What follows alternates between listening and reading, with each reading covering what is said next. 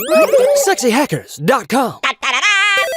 Once upon a time, there were a few young girls with a passion for literature, a love of the written word, an inspired infatuation of... Okay, fine. We were a bunch of super dorks with no friends. We spent all day hiding out in our rooms, reading books that were maybe a little inappropriate. Hello and welcome to Who Let Me Read This, the podcast where a group of Milwaukee pals, Milwaukee friends and artists, friends, get together to discuss the often inappropriate and badly written, this is a twofer, books of our childhood or young adulthood, and how it colored our view and affected the amount of therapy that we need in our adult lives, which is a good amount for all of us. That's okay. Therapy's good for everyone. Bella, you do therapy. If you provide therapy and you want to sponsor us, let us know. We love therapy. We want all of our characters that we read about to get therapy. Oh, God, yes we do. Absolutely. Sure, we need it. Joining us today are our fantastic panel. There is a brawl to be on this panel. Very popular book to Very rage about. Rage about Twilight New Moon. That everyone apparently loved so much at one point in time that I had no problem finding it at half price books for $2. Oh, yeah. Sounds about right. That tracks. I got the whole series and also the whole series of movies for a low price. And I was like, well, I guess I own these now. You put that in your assets. Yeah. Got to decide who to leave it to in my will. To Bub. You leave it to your cat. That's fair. He did try to chew on the edges of the book when I was reading, so. He was like, this is garbage. Get rid of it. I don't want it. So joining us today, starting at the other end of the table, Miss Sarah Wallisch and professional Bub owner. Nobody owns Bub. Bub owns you. She just cares Bub for owns him. me. It's true. He's a chunky cat. Yes, Mr. Chonkers. Miss Michelle White. Hello there. Miss Andrea Roedel-Schroeder. And I'm Laura Holterman, hosting for you this evening, and or evening, whatever time of day you're listening to this.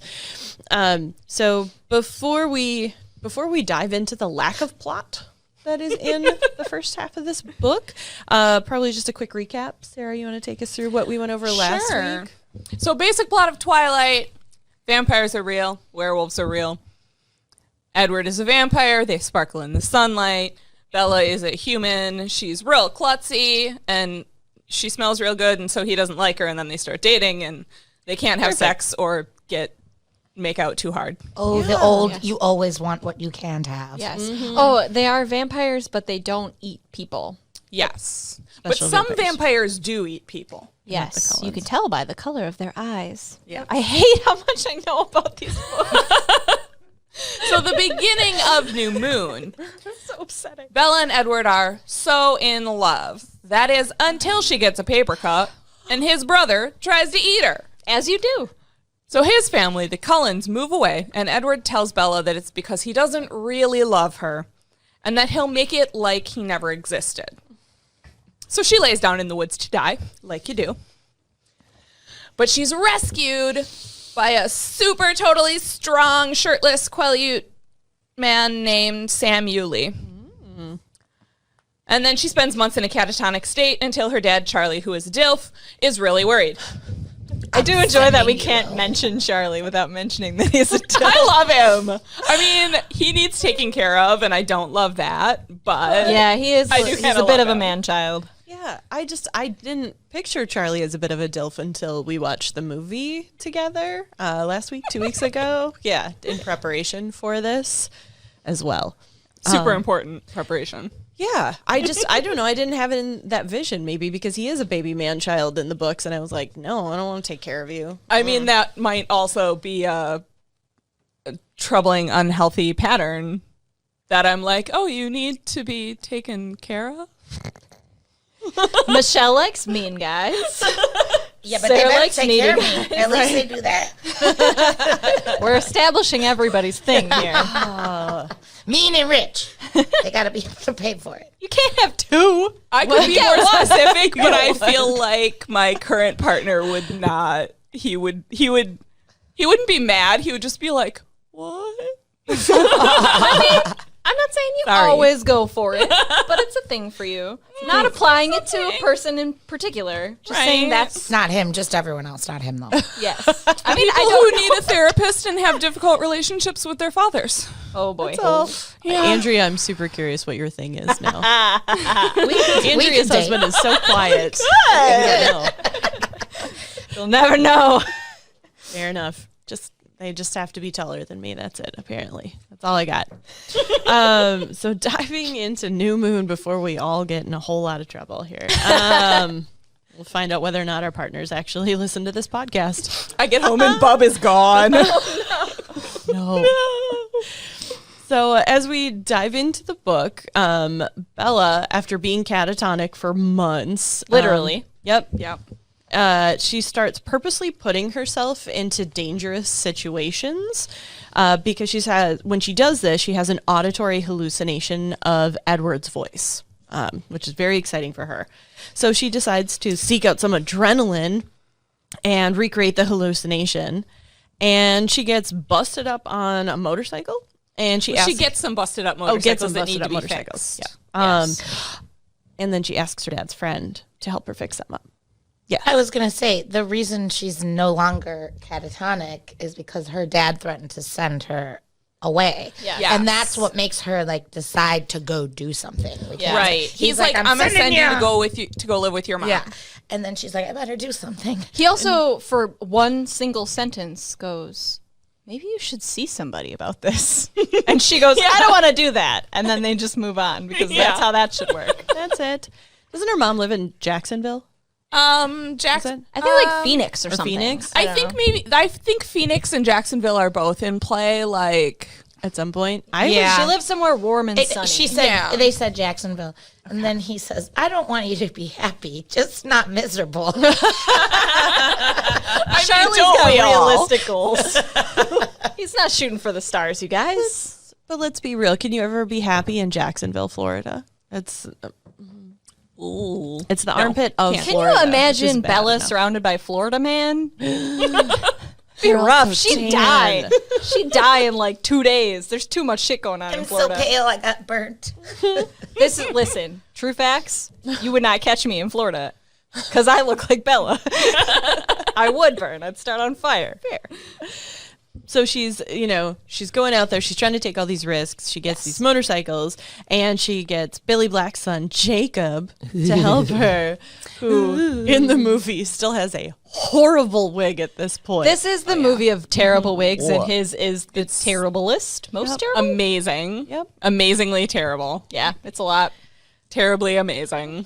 So then Bella starts spending a whole lot of time with Jacob, and it seems like she's developing like a genuine friendship. She's genuinely enjoying herself, but also still being super sad about Edward. Yeah, but the second he walks away, she's like, oh, I feel the hole again. Jacob walked away. Like, she literally says she walked away, like, took a couple steps away, and then she had that hole again. I'm like, come on now, get a grip. There's some real problematic, like, she needs to have a man near her who She has attachment issues Yeah. with males for sure, which is interesting to me from a psychological standpoint because her mom is the one that like left, quote unquote, and so it's weird that she's so attached to males, but it is, I guess, also kind of standard in our society, unfortunately, because it's heteronormative and gross. That's how you fix things. Yeah. A man. Yep, that'll do it. You're sad. A man. So this is a whole thing between them, and they get the motorcycles up and running, and sure as shooting, she has another hallucination of Edward's voice. She's all excited. and then crashes her motorcycle immediately. Immediately. Cracks her face open. Yeah. Because motorcycles are dangerous. They are. Wear a helmet, people. Yep. Yes. Also, don't do it like on a cliff. I'm pretty sure they're on like a mountain. It's not great. Constantly. But they're, you know what? they're riding together, they're hiking, they're hanging out. Bella is mildly happy. This is like a step towards progress, I think.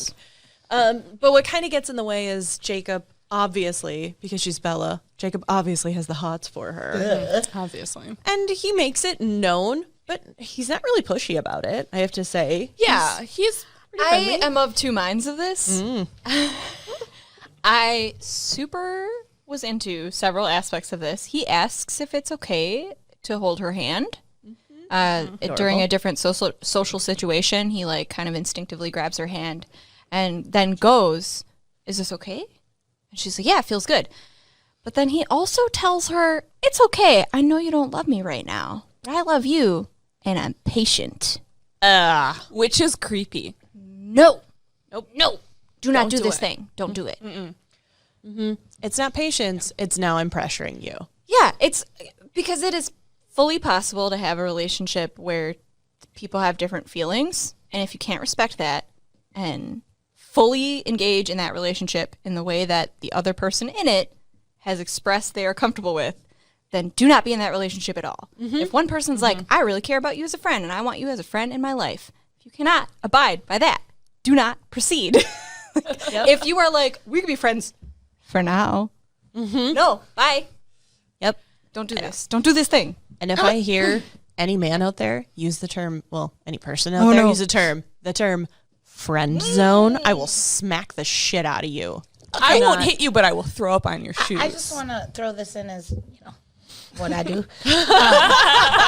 It goes both ways, my friend, because he says stuff like, he says, it's a date. And she's like, he implied with the implication, it's a date. And I was like, okay, because I need something to fill my time. Now that's your own fault, girl. Yep. Like, what Yeah. you doing? Bella- You say, when he implies, and you can tell he's implying, you don't ignore that and say, okay. You say, not a date, like, but we could chill. That's what you say. But she doesn't do that. She just says, well, I needed to fill my time so I could stop thinking about who I really love with this fake love. Yeah, she there is very much. Sorry, I'm just... No, you Oh are. no, she you're correct. very Both much parties are takes responsible. advantage of the fact that she knows that he has feelings for her. Exactly. and she does that to everyone, to be clear. Like, it's not even just Jacob or Mike, who's the other guy that's in love with her that she just sort of doesn't understand. But she does that to everybody in her life. She uses the people that consider her friends that she somehow considers friends. She does the exact same thing too. She uses them to fill in that space. Yeah. While acknowledging that she does not reciprocate any positive feelings towards them. She goes out to the movies with Jessica? Yeah. Jessica. With Anna Kendrick. With Anna Kendrick. And the whole time is thinking about how she doesn't want to listen to her talk. But she also doesn't want to talk, so she tries to get Jessica to talk to fill the space. And she's not genuinely interested in any of these people in her life, and she knows how they feel about her. And she latches onto that in order to fill that space and distract herself, which is, one, unhealthy, and two, a really gross portrayal of a female character, because that is the perception of women, that they're like manipulative and they're latching onto that to use it. And it's not, like, nobody wins in this. Everyone is portrayed as the worst in just different ways. It's a lose-lose across the board. That's a really great t-shirt. Everyone's the worst in different ways. Everyone's the worst in different ways. TM. Side note. Put it on a t-shirt. Done. Everyone's the worst. So, In different ways. so in that, this is all happening. Bella's, using all the people in her lives, and she's all of a sudden Jacob stops returning her calls, and she goes way over the edge with trying to get him to call her back. Yes. There's a hard just trigger moment of him specifically pages before he bails going, I would never leave you. I'm going to be here with you no matter what. No matter I'm never going to leave you. We'll always be friends. I'll always be there for you. And then, like, bye. And then immediately. I mean, it's not his fault, though. I mean, if I became a werewolf, I'd probably bail too, but Yeah. spoilers. If I was friends with Bella, I'd probably bail too. And he really needs to ask himself, what would she do for you? But nothing, as we see. Right? But she's calling nonstop. What did she say? She called like every 15 minutes. Or something. Every half hour until 11 p.m. at one point. My parents would have Girl. picked up the phone. And then she just parked outside his house. Like, I feel like I did. She that in goes 7th full, grade, though. full single white female, like hand that rocks Number the cradle. 67, so like- they couldn't see who was calling. Well, and like caller ID was already a thing when this book was written. It was the mid 2000s. People don't do that bare minimum in the that mid starts 2009. 69. She must have been remembering her own 7th grade experience. Stephanie. Probably ripping on her a little bit. All right, this is about to get real exciting. And before it does, we're going to take a quick break with a word from our sponsors at the Sexy Hackers Studio. Make sure you check out all the other awesome podcasts on this network. We have Turn to Page Fun. Repping down there, where a group of funny folks read through 1970s Choose Your Own Adventure books. It's quite hilarious. In perfect timing, their series that's currently airing is about space vampires, I believe. Oh yeah, space vampires. Oh, by the time, well, Oh, you yeah, can go I back. guess it'll just end, I think. It's a little bit back. Go watch but Go watch it. It's great. great. It's pretty priceless. Yeah. So check You out can- some of the other fun ones on there. We'll talk Yeah. about those after this quick break from our sponsors. SexyHackers.com. And we're back with Who Let Me Read This, diving into New Moon, the second book in the Twilight series, and stuff's finally about to start happening in this book, like action points. So, Like the three things. that right, the three things that happen. So Bella goes out hiking alone because Jacob, her one friend, has stopped answering her calls, and she stumbles across Laurent, one of the bad vampires who eats people. Ooh. And he tells her that Victoria, the mate of the vampire that the Cullens killed in book 1. Yeah, the vampire that like beat the crap out of her and bit her. Yes. That they killed to save Bella, wants Bella dead as revenge for Edward causing James's death. Like you do. Sure. Right feel before like you that's kill fair. someone, tell them all the secrets. Yeah. Then I'll murder you after. People taste better when they're full of secrets. It's a fact. It's like stuffing. It's all that seasoning. Yeah. Good stuff. So a nice marinade. Yeah. He's about to try and eat her when a bunch of huge wolves jump out of the forest and chase him away. Gigantor wolves. Way bigger than Game of Thrones wolves. Yes. That's a fact. Like double dire wolf. Double dire wolf. Awesome. Love it. What a great breed. So they chase him away. Bella's safe. She's back home now. And then Jacob just does this like parkour move up into Bella's window. Yeah. He jumps in her window. Just jumps in. As you do. Yep. I'm and so sick of people coming into her room at night. I'm so sick of it. No wonder the bitch can't sleep. like screams at night. Nightmares. Yeah, people keep popping in your window. So Jacob's kind of hinting that she already knows what's wrong with him and why he's avoiding her. Hinting is a choice of a word. Annoyingly, You know, the story with the things and the other things. You know, the thing. The thing About that I the- told you that one time. The thing, you know, with winking the, at her, doing the eyebrow. He's like miming. He's doing charades. Full moon. First word sounds like, and she's like, I don't. What's wrong with you? It's rough. It goes on for a good couple of pages, too. Yeah. That was my throw the book across the room moment. I was like, do not get it. And she's just, You managed to Google vampire in the first book. I don't understand why he can't just say it. It's because the guy in charge like compelled him not to. Yeah. Yeah, I thought that And too. he leaves without her figuring it out. Yeah, he's just He's like, "You'll okay, figure it well, out." think about it, I guess. Bye. So you're clumsy and dumb. yep, I'll bet. So he runs away, jumps back out the window, and runs away. Parkours back down the side of the house. And she then for a while is like, Wait a minute. wonder. Let me think about this Quaalude legend that he told me. It was about vampires. Vampires, right? Vampires. It's all about vampires. But What about vampires, Edward? right? And how beautiful Vampires. they are. Yeah. Vampires? And how they had a problem with something. He had the problem with what? Sea snakes? No, that's not it. It was, werewolves. Duh. Yeah. So Bella figures out that Jacob's a werewolf and meets the rest of his pack, headed up by Sam Yulee. Who's the guy who found her when she was laying down to die in the woods?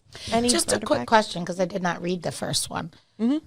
Is she refiguring out their werewolves? Because did they imply she No, knew? she has no idea that they're Well, werewolves. Jacob told her this story, this like legend about how the Quileute can turn into wolves, and it was all kind of very metaphorical, where the Quileute can turn into wolves. So now he's like, remember that story And the- for yeah. real. Yeah, Right. remember how I told you that Got there it. were vampires and werewolves, and vampires That's exist. what I was confused about when I was reading So it, because I thought there you we already go. knew. I'm like, did you just forget, girl?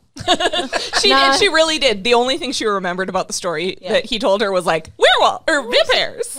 yeah, she reeled them.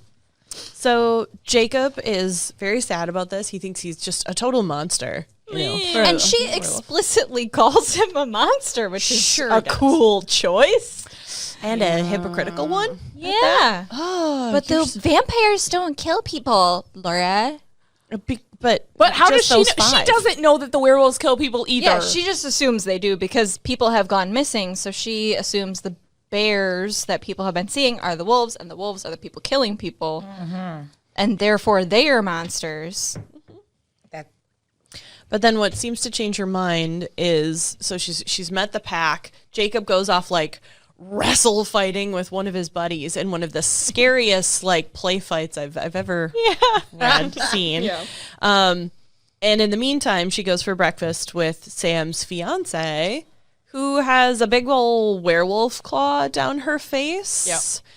And suddenly, then Bella's okay with it. She's like, "You're so pretty, and you want to be with them, even though your face is scarred. So they must be okay." And it's sort of implied that because she says like a bear scratched her or something, but they also said the bears were, people thought the bears were what the werewolves were. So I thought that they said she like got too close to him when he was angry, which is like its own like piece of problematic nonsense. yeah, it is. It all ties in whether it's explicit or not. Because I'm gonna have to look now. I don't remember. Yeah, It's- I it don't still know if I'm implies- remembering that from the book or the movie, because in the movie they very heavily imply that she got too close to him when he was angry, and I'm like, And this was one of my what the fuck things.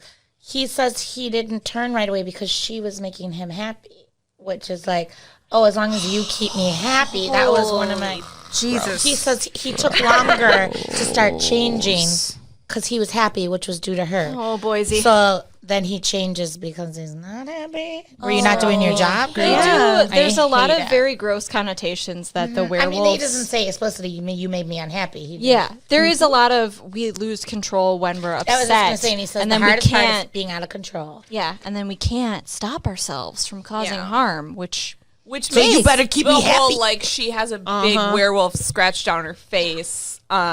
Which like, Bella, of so course, loves problematic because- to me. yay, abusive relationships is this whole series. Like, that's great. Thanks, Stephanie, for reinforcing that. Hey, ladies, if something goes terribly, terribly wrong, it's just because you didn't keep him happy. I'm gonna eat Just your because face. you got in his way when he was angry. Gross. Book throw. Book throw. It's so heavy, you'll hurt Holy someone, cow. All right. and then they'll love you. Yeah. So speaking of some WTF moments, holy cow. Yeah, Michelle, I think we were all on board with yours. That's a pretty big one in that.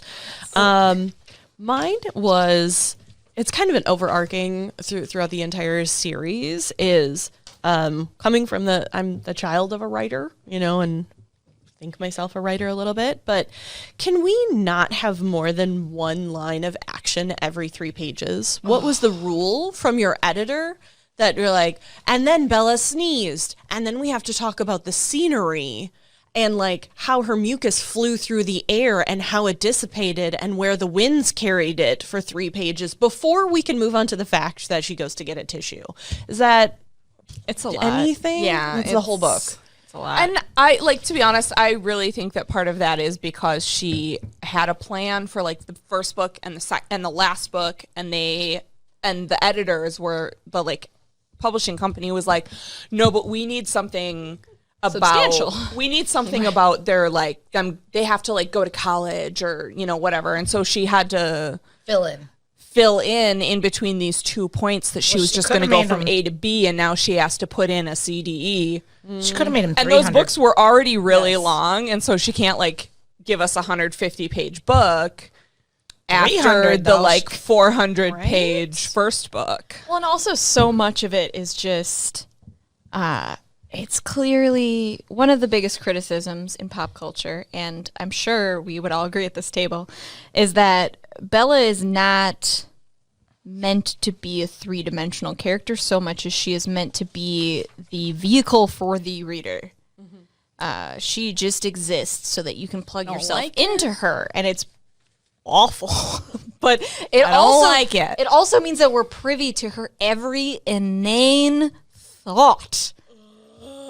Yeah. And I think that's why it's so effective, particularly for younger readers and for readers who traditionally read, say, like adult romance, because it's pretty immersive. You're stuck in this idiot's brain for 500 pages, and you know everything she thinks about everything, no and matter it's excruciating. And then you just wish they would let her die. Yeah, or it's really engaging if you are able to get into that headspace. And I think that's the difference, is like, I'm pretty sure most of us at this table are not able to sink into that.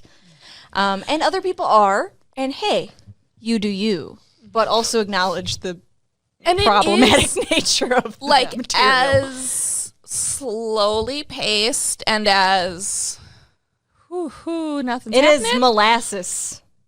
I actually find Stephanie Meyer's writing style really easy to like just keep rolling. Like there have been books that I've read where I kind of like, even though there's a bunch of action and it's densely written, it's a slog to get through. Yeah. And I don't find that with her writing style. And I think part of it is because it is written. I want to say somebody said, I have no source for this. I might be making it up. I believe the average reading level of these books is somewhere around 7th, 8th grade. I feel like I said that. I think it might have been you. Yeah, it sounds about right. Yeah, it's clearly where they're shooting. Yeah, so it's the Lexile level. It's easy to read. It's very easy to read, and it's easy to like keep rolling through. And for me, because of that, I like space out. Yeah. I can't focus, and I get irritated with myself because I'm like, wait, what happened? Yeah. And Nothing I found happened. myself once in a while just like, okay, can we get to something? I don't need to hear about what this looks like. I definitely was skimming by the end. Yeah. Yeah. That's true. It's, yeah. Yeah, it's rough. It's either rough or amazing. Right. Yeah. For all of And us, it was rough. I definitely had some like dirty old woman feelings about reading some of the descriptions. Yeah. My goodness. Because And they were long. The like kind of like grossly, I guess like very kind of fetishized, sexualized way that she described specifically All of the the Quaaludes. Native American kids. And they're Specifically young, the Quileute too. boys, Like, he's who are a couple years teenagers. younger than her. Yeah, the oldest person is Sam, who is 20. Right. And the way she describes them is very like kind of sexualized, and she talks a lot lot like their skin color. Russet skin. Their russet skin Like and potatoes. their muscles and their sexiest blah, blah, blah. And I was like, I can't. It was like it felt gross to read as an adult. Absolutely. And that's, I think I touched on this earlier. The whole thing with vampire fiction is that it is innately sexual. And the sucking and the Yeah, it is, and it's sort of an established thing. Like vampire fiction is typically very sexual, and this is both sexless and also still very fetishistic, where it is a grown woman who is giving us the story through the lens of a much, much younger female character, and then like, But we only get the pizza man to come in the door. yeah, exactly, and And so it throws you into that weird headspace of the character is 17 and ogling all these sexy boys. 16-year-old. Yes. Yep. It's not great. And it also enhances the problematic nature of all of the vampire fiction tropes that are in this, because they're already a little questionable if everyone is a consenting adult. But in this book, everybody's much, much younger. And so the danger and the elements of relationships that in real life are not okay, but in especially vampire fiction are sexy and hot and romantic. It's not great when all of the characters are in high school. Not at all.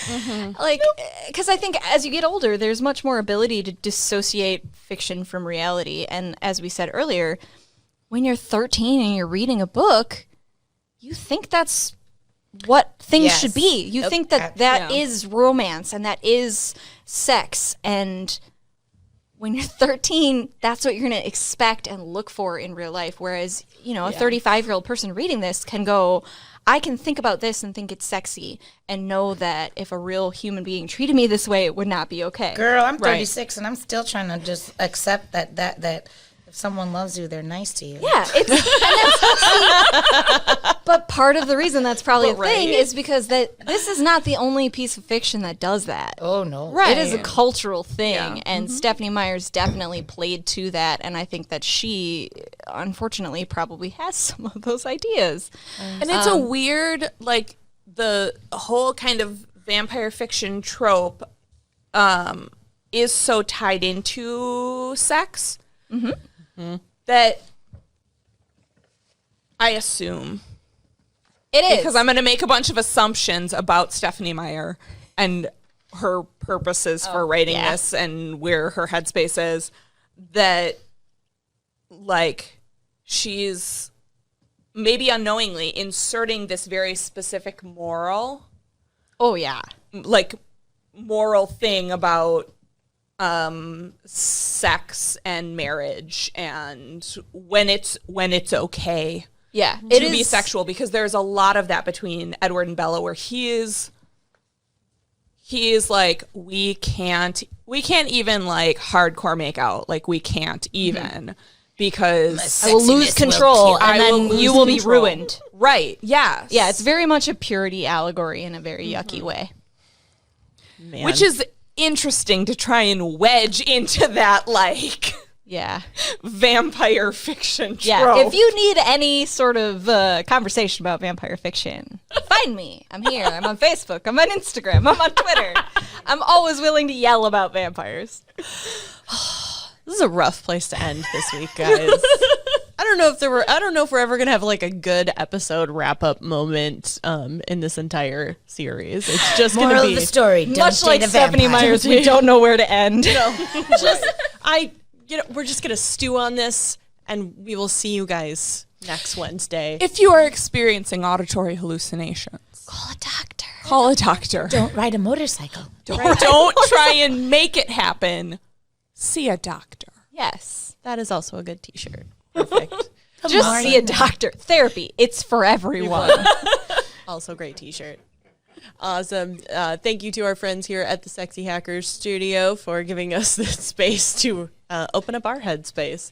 And thank you very much to Sarah Wallisch, Michelle White, Andrea Roedel-Schroeder, and I'm Laura Holterman. We will see you guys all next Wednesday for the ongoing rage of New Moon. Like and subscribe. Yes, rate. sexyhackers.com Stream Team.